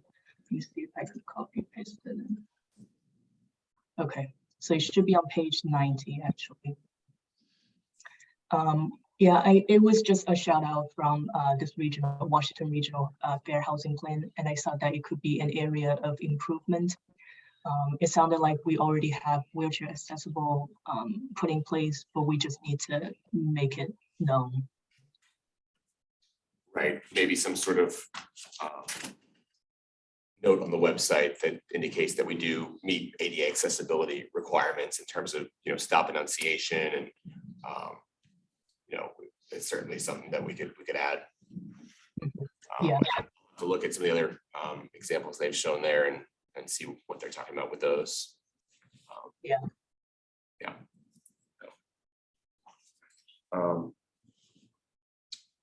So I did have a couple of slides. I thought they'd be interested to this group. We did a bus stop inventory to kind of get a better sense of how we were doing in terms of accessibility of stops and amenities at stops. Maybe I can give you the really quick version of this, if that's okay with the group. But this was the first survey we've done like this since I've been here, really. And we actually had a representative from the city who was trained as an engineer. So he was able to really assess the stops for all the amenities that they had and could immediately get a good understanding of what would be required to improve the stops, especially for the accessibility standpoint. Are there stormwater considerations? Is there right of way that would need to be acquired? Would there be a retaining wall to create a shelter here? So we had the right man for the job. He actually rode his bike around the entire city over a few month period with his tough book and categorize each stop. Jim, I don't know if you remember Matt Melkerson. Oh, yeah, sure, Matt. Yeah, Matt, so he did it. So, and I know you had done a similar thing Yeah, back in probably 5 or 6 years ago as well. So he was following your footsteps. So anyways, this is the updated numbers. We have over 700 stops, 538 are served by Dash. Close, see 22% have shelters, 54% benches, and I'll have some maps that show where those are located. We had all kinds of different amenities that we looked at in terms of lighting, trash cans, bicycle racks, all those kinds of things. We have a lot of good stats on how we're doing with stop amenities. Accessibility, I'll come back to this in a little bit more detail, but we can say that about 57% of our stops are accessible and ADA compliant. I'll talk more about what that means in a second. We did notice that 18% of our stops are in places where parked cars can block the stop legally. So think of King Street in Old Town. Yeah, that is one of my prime things that I've always considered to be a real problem is that the city allows people to park in spaces that are could be fully accessible, but they don't have the guts to not to to prohibit cars from parking in those places. Yep. That's something that's, and I think we, Dash and Wabad or whatever should really try and emphasize, because that's really it's awful. Yeah, yeah, especially in a place like King Street, which is so much service, so much ridership. So we do have a project that we're gonna work on addressing King Street specifically. But yeah, so we did, I'll keep going then. Oh, come on. There we go. Just a couple maps that show bus stops by providers. You can see the blue stops are Dash, red or WMATA, purple or shared. So these colors probably be a little bit better. These are the stops with shelters and benches. You can see the ones with red do not have any seating, but green is benches, purples are shelters. So in terms of accessibility, there are a couple different components that determine if a stop is accessible or not. First, there has to be the ability of the bus to actually pull to the curb, like we were just talking about, so they can deploy the wheelchair ramp. Second, there has to be space for the wheelchair ramp to be deployed. It's basically 5 feet wide by 8 feet deep. So the top center picture that you see there out on Beauregard, that is not compliant because the back of the sidewalk is not 8 feet deep, and a wheelchair could be at risk of as they go off the ramp, could be a risk there. So those are two factors. And the third is that is the stop connected to the nearest crosswalk? Can someone in a wheelchair actually get to the stop, or is it just kind of an island in a sea of grass and mud? So yeah, so those top three are not compliant. And there you go, the Old Town parking cars situation in the top right. The bottom three are examples of compliant stops with nice shelters, nice boarding areas where you can deploy the ramps and have plenty of space.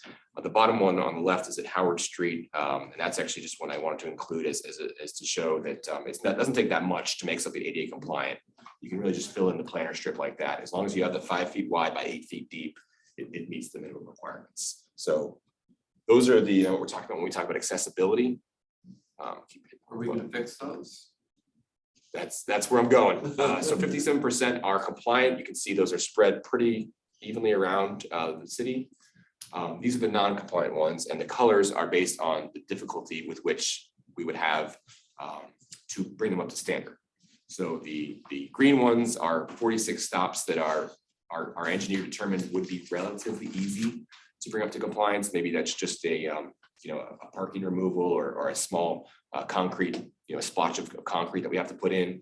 The yellow ones are more moderate, and the red ones are much more difficult. Maybe you've got retaining walls or things like that. You would have to put in right-of-way acquisitions.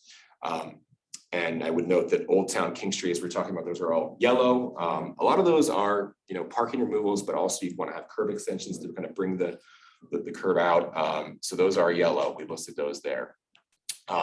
So the idea is that we're going to take this information, combine it with information about ridership levels at stops, equity concerns, accessibility. We do have some stats about the percentage of individuals that are disabled by census blocks. We can kind of figure out where there are more people that are disabled or have disabilities.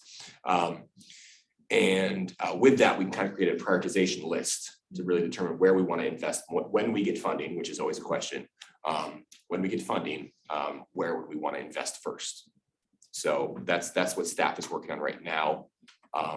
And then more specifically for King Street, Tess, your old group, is working on an in-house study where we're going to look at King Street specifically in Old Town to identify how we want to treat the stops. Do we want to consolidate stops a little bit because they are very frequent in that area?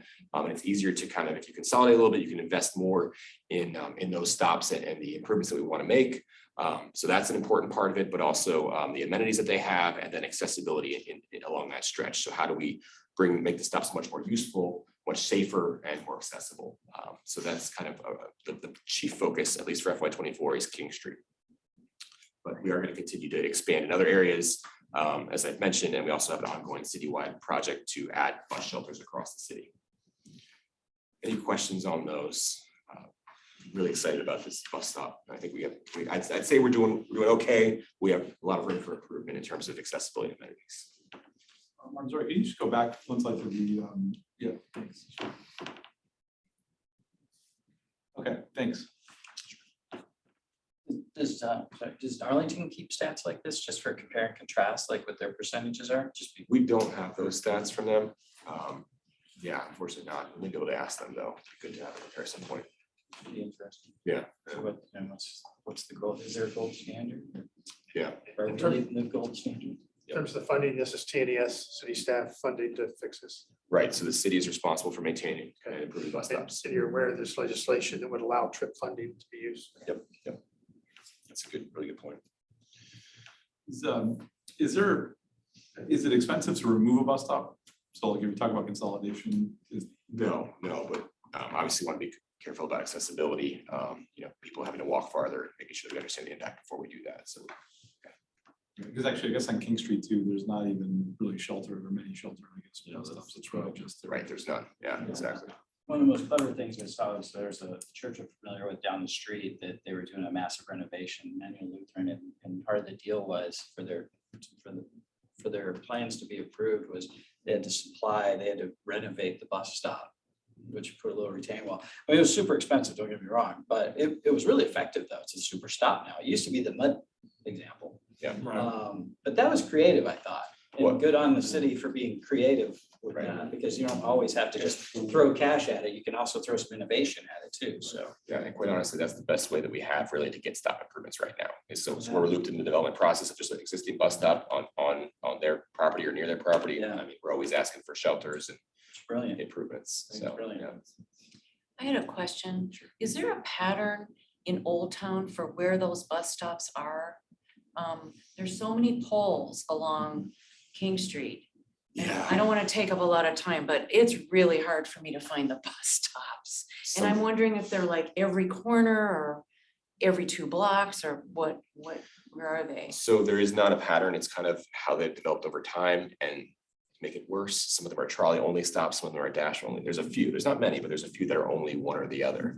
Oh, But you're right, there's some of them are on, the antiquated Gatsby lamp posts. Some of them have their own poles. So, it would be difficult for someone to necessarily identify, but we are aiming for, I think 2 blocks-ish is kind of what we would be aiming for. mhm. Kind of spread around. You'd want, transfer points at Patrick Henry and Washington Boulevard, given the other service that would be along those places. Okay. I But mean, yeah, I've even tried to ask people, do you happen to see the bus stop? And they're like, huh? If you download the transit app, Uh-huh. it will take where you're standing. and Okay. It'll walk you to your spot. Oh, It's okay, amazing. okay. It's amazing. Thank you. Because I look like a pro I going actually in places have I've it. never been and jumping on the Okay. bus, Mhm. only because I have the app. Okay, thank you. I actually have it. Okay, we got 11 minutes to make our mark and I'm Thank gonna you. be, I'm Sorry. gonna be Is that intent. the 15 or 20? I'm gonna be intent. At 7:15, we're gonna end. So the open meeting portion, we should have more time for, but we're not going to. So I just want to make one point to the group, since several of you have written to me about this, which is, what do we do in between meetings?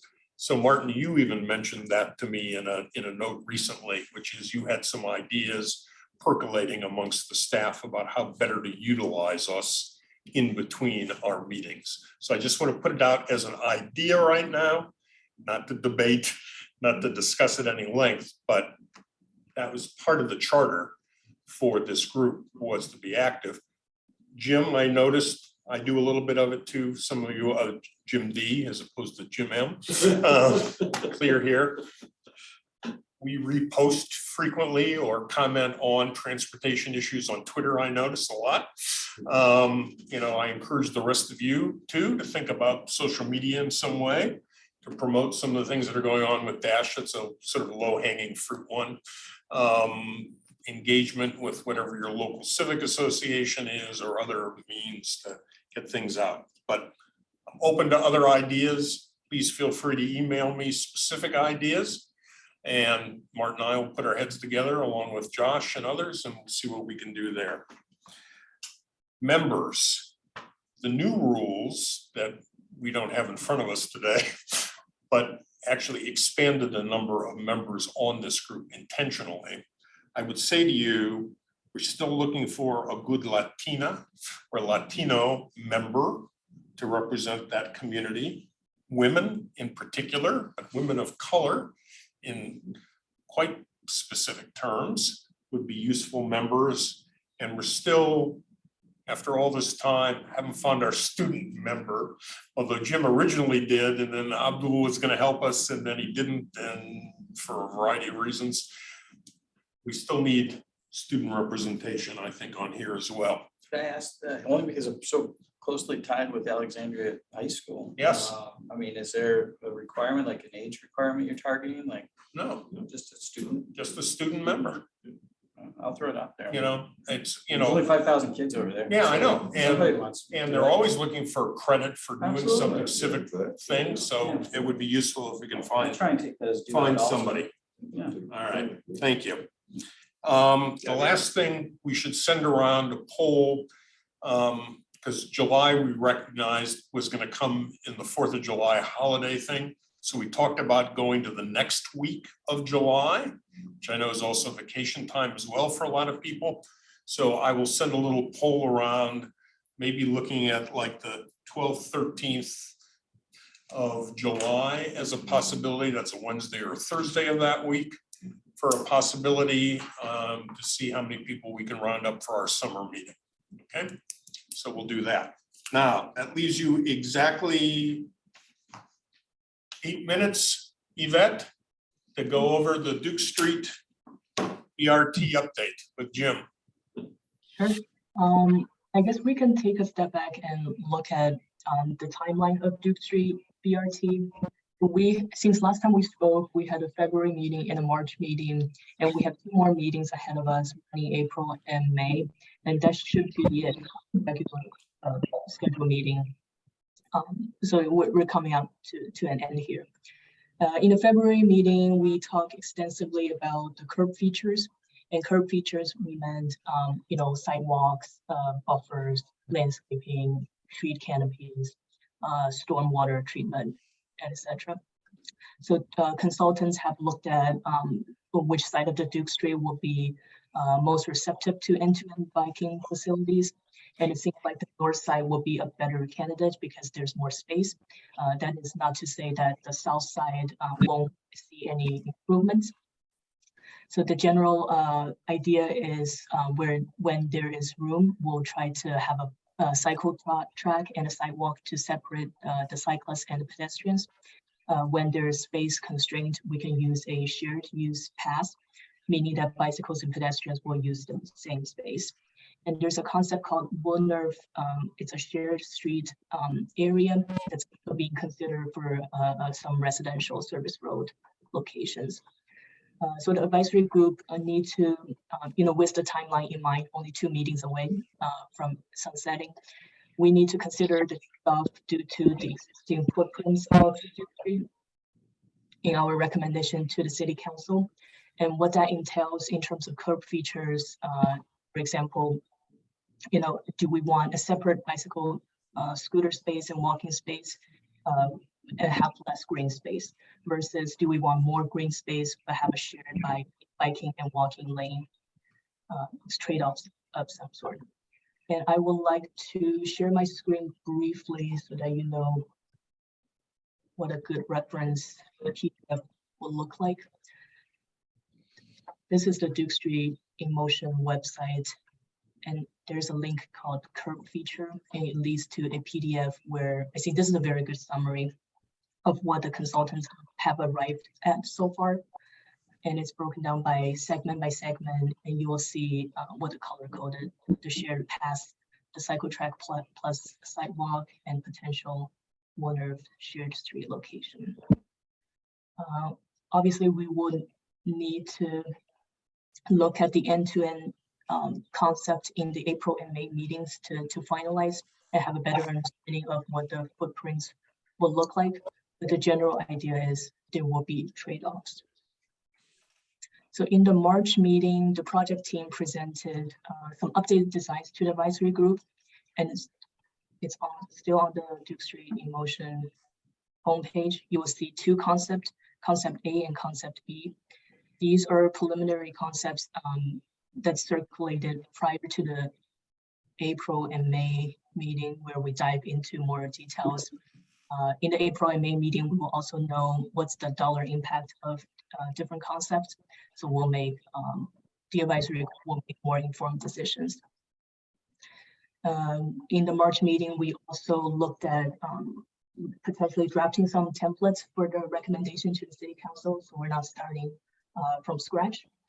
So I could share with you my input briefly. So I talked about using an overarching idea of physical accessibility and digital accessibility in terms of vocabulary, and we could further break it down to, people who are walking, people who are using mobility devices, and so forth. I said I encourage us to incorporate the vision and guiding principles of the advisory group in the recommendation, highlighting the fact that with the multimodal enhancement to the corridor, Duke Street will become a safe, efficient, and desirable community connector for people riding the bus, walking, biking, and driving. And also echoing a few existing documents, such as the ATV plan, Alexandria Mobility Plan, 2049 vision, so that the Duke Street BRT is in alignment with the city's overall effort to make it a livable, green, and transparent city for all. And concluding something along the line of, in the near term, let's take full advantage of the 87 million grant money, and also framing the BRT as a busway, but also a project that transforms the corridor in multifaceted ways, and future-proofing the corridor for a multimodal transit vision. I will turn it over to Jim to speak more in March meeting. Thanks, Matt. Yeah, I'll just say that the next meeting is April 13th, the advisory group meeting next Thursday.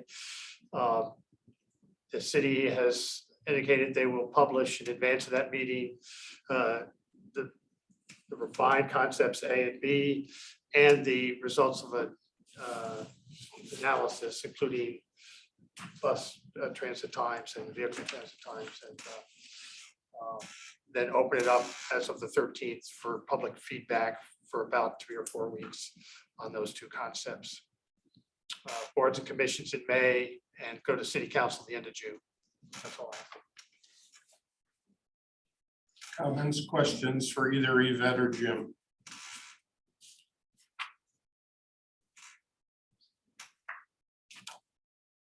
Hearing none, we're at 7:14.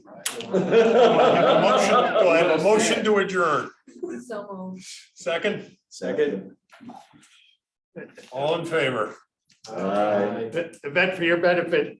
Thank Ross you gave all. us- Ross gave us a challenge before you got on that we were going to finish by 7:15.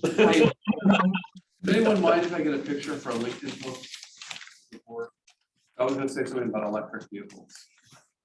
Does anyone mind if I take a picture for a LinkedIn post of this meeting? No, It's fine. We get the comment on this. Yeah, that'd be great. let me put away the beer cans. Yeah, that'd be awesome. I'm gonna get you a bed in there too. Yeah, absolutely. How do we want to do this? Come over here, Jim. Yeah. Look at No, that. well, but what's it used for, though? I'm gonna go on LinkedIn and talk about electric vehicles. Yeah. Okay. Yeah, I just want, Yeah. All right. hey, That's like, fine. be Just cautious. a copy to make sure you're not saying that we're all anti green energy. No, I won't do that. Yeah, really? So you have a vet in? Okay. 2, 3. All right, let's get a couple here. Let me get a. Sorry, I'm cutting you on this one. Yeah. All right. There we go. Awesome. All right. Just because I had a picture of the bus bay and it was like a perfect thing. Because everyone will be doing nothing over the holiday. We have to add you on LinkedIn now too. Right, right. No, I Thank mean- you all for your continued support and participation. You never know when a